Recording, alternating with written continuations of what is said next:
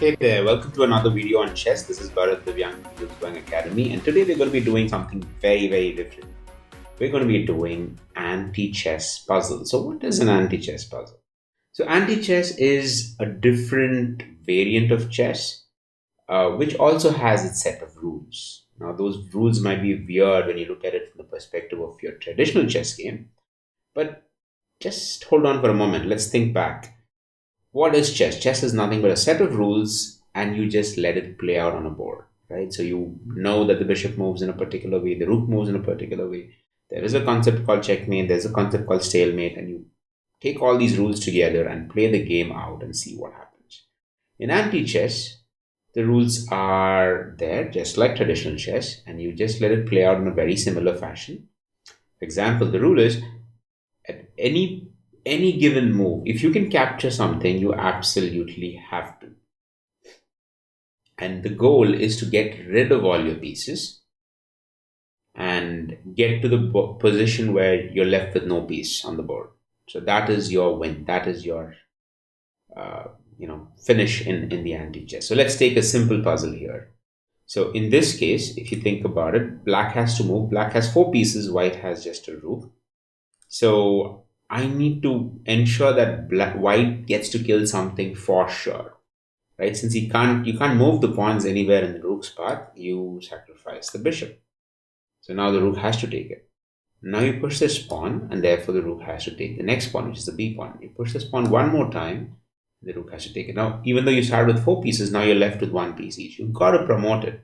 But here's the problem: if you promote it as a queen, then he would definitely sacrifice his rook. So if you make this a queen, then the rook would just come here and you're forced to capture it, and white wins the game.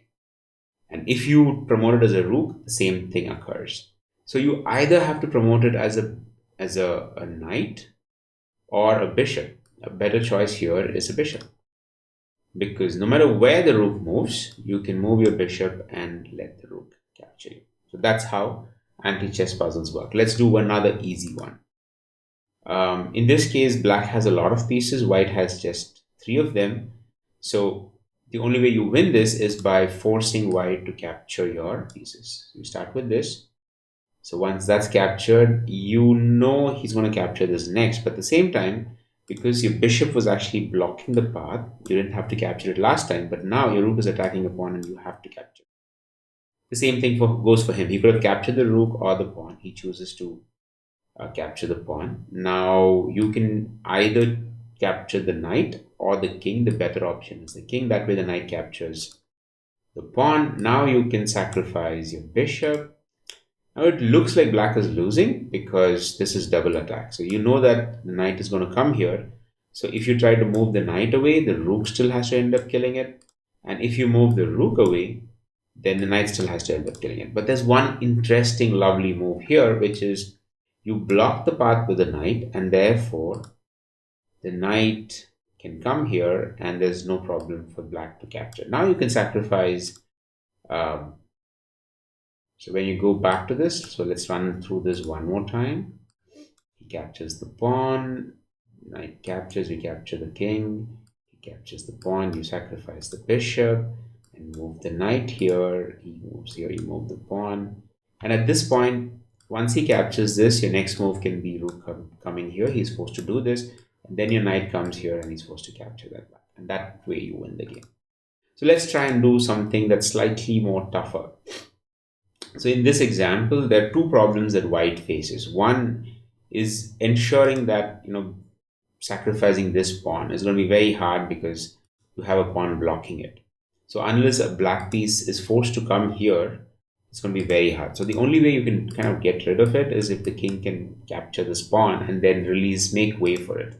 And in a similar fashion, you need to move the knight out. Now, and at the same time, you want to get rid of pieces. So you can probably start with the pawn. He captures it. And now you know that he's going to capture this next. And remember, white has to get rid of this pawn. So might as well move the king here. And once he captures, you capture this pawn. Now he's forced to capture the knight. Now you capture the pawn. And he captures this. So white is kind of left with everything else. So move the king here and kind of black is totally pinned because you're going to start moving the pieces. Comes, you capture this, knight captures the king, and then you move the pawn here, and that's the obvious move. Black is still left with pieces, not white. Here it's a little harder to find the move, but if you do a couple of trial and error, you realize it's this. Why? Because once the knight moves, you capture this, and once he has to move some piece, you can capture this, and therefore once the bishop moves out, then you can start sacrificing one after the other. So what's the interesting point here? Why should you even try these things? One, I've always believed that trying to change the context of a particular game makes you more of a fluid thinker, and therefore doing a variant and doing it seriously like this can really help you think about chess in a different way. And it's absolutely fun, and this is summer 2025, so what's stopping you from checking it out? So I'm putting the link to this particular study in the description. Please do check it out and tell me how you enjoyed it. Thank you so much. I'll see you in the next video.